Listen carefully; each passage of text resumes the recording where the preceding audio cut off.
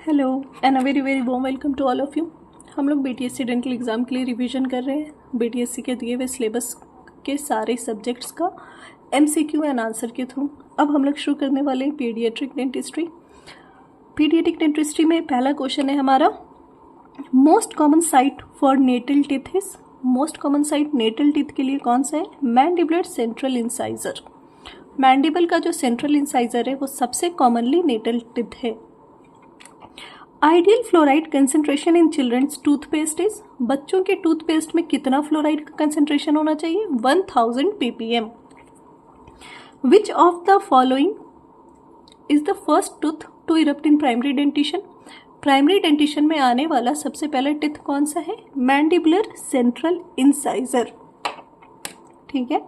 Question 4, which is the most common behavioural management technique in children. Behavioural management technique बच्चों में सबसे common कौन सा होता है? Tell show do. बच्चों को पहले आपने बताना है फिर दिखाना है। Question 5, डीफ्लोरिडेशन technique used in school water supply schemes in India is. Nalgonda technique. Defluoridation की बात हो रही है, Nalgonda technique. Molar incisor hypomineralization primarily affects. Molar incisor hypomineralization primarily permanent के मोलर और इंसाइजर को इफेक्ट करता है, परमानेंट के। Question 7, which pulp therapy is contraindicated in a non vital primary tooth. Non vital primary tooth में कौन सा pulp therapy contraindicated है? पल्पोटमी। पल्पोटमी जो है वो कॉन्ट्राइंडिकेटेड है। Question 8, which of the following is used in apexification of non vital immature permanent teeth. आप non vital immature मतलब जिस टीथ के एपेक्स खुले हुए हैं, जिन टीथ के, उनकी एपेक्सिफिकेशन में परमानेंट टीथ में क्या यूज करते हो? Calcium hydroxide. Which of the following used in apexification of non vital immature permanent teeth? Calcium hydroxide. Question 9, the best radiograph to evaluate an impacted supernumerary tooth is.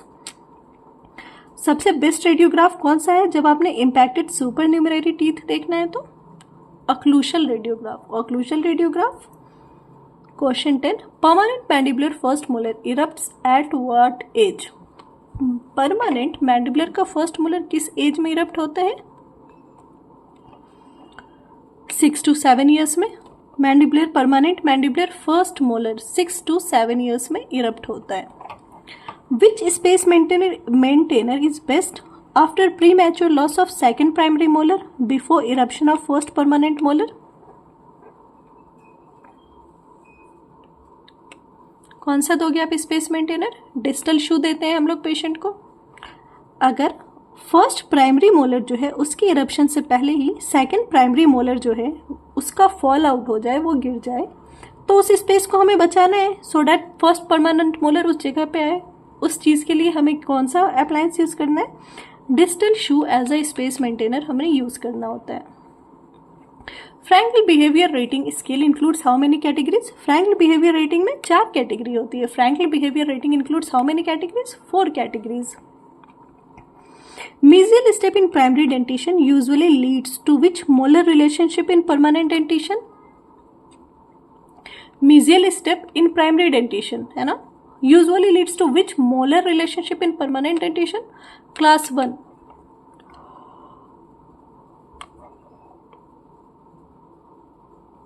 Most common cause of ECC is night time bottle feeding.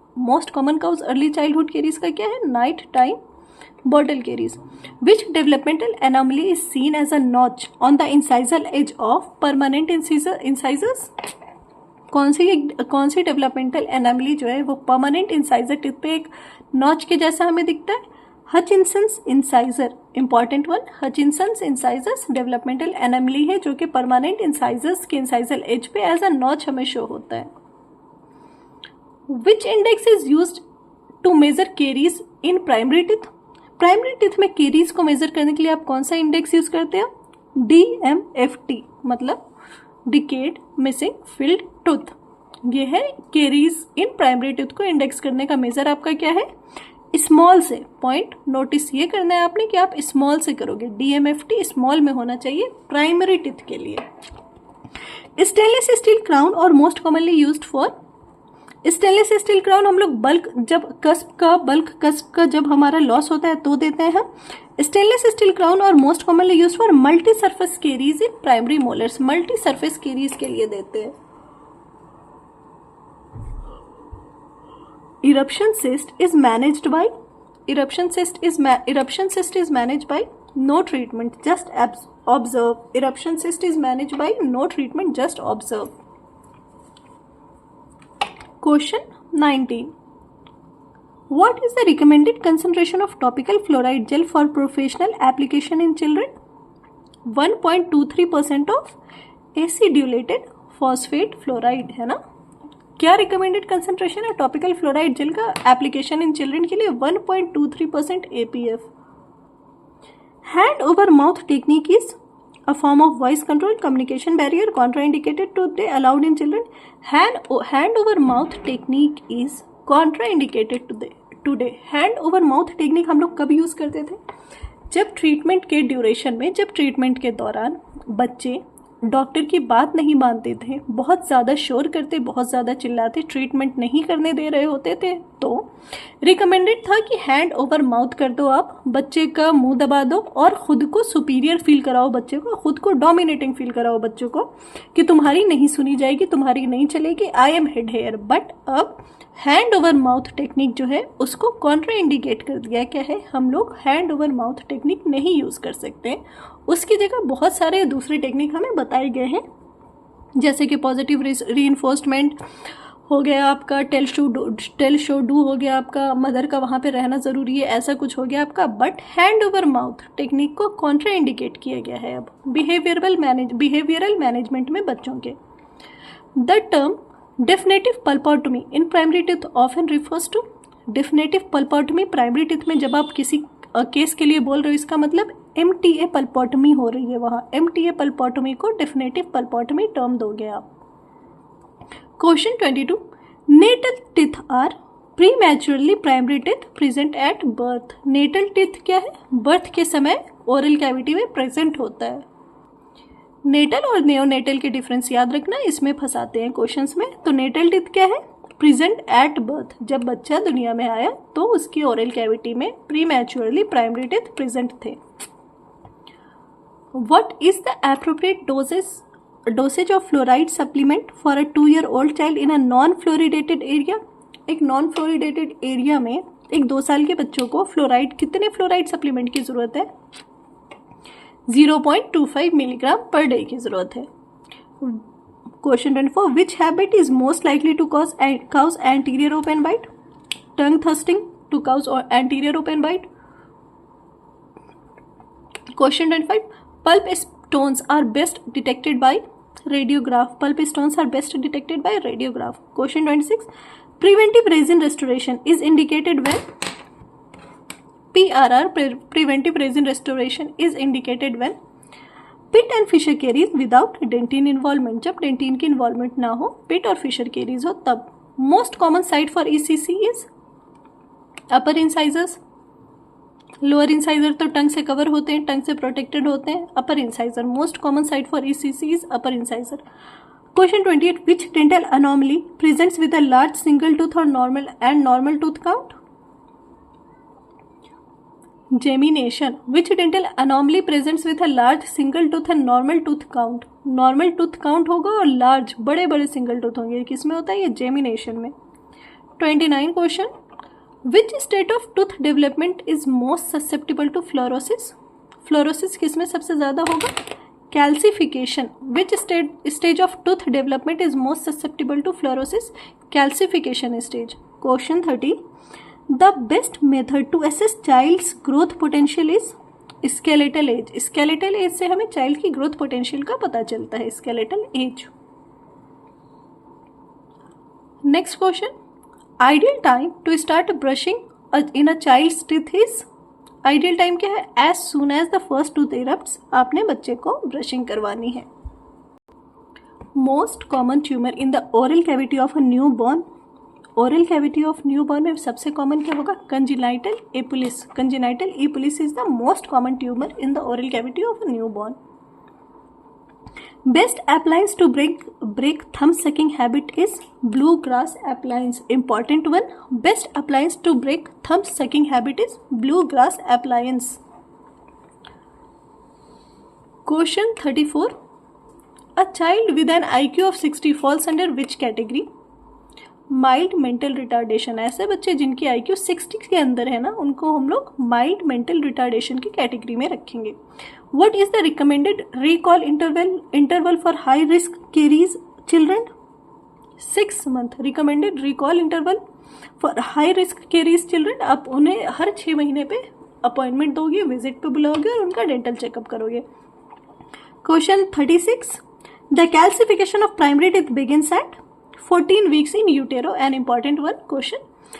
The calcification of primary teeth begins at 14 weeks in utero. 14 weeks in utero में calcification begin होता है primary tooth का. Question 37.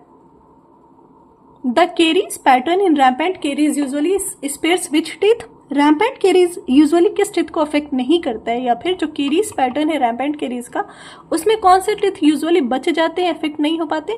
Mandibular incisors. Rampant caries में mandibular incisor affect नहीं होते हैं, spared हो जाते हैं, बच जाते हैं.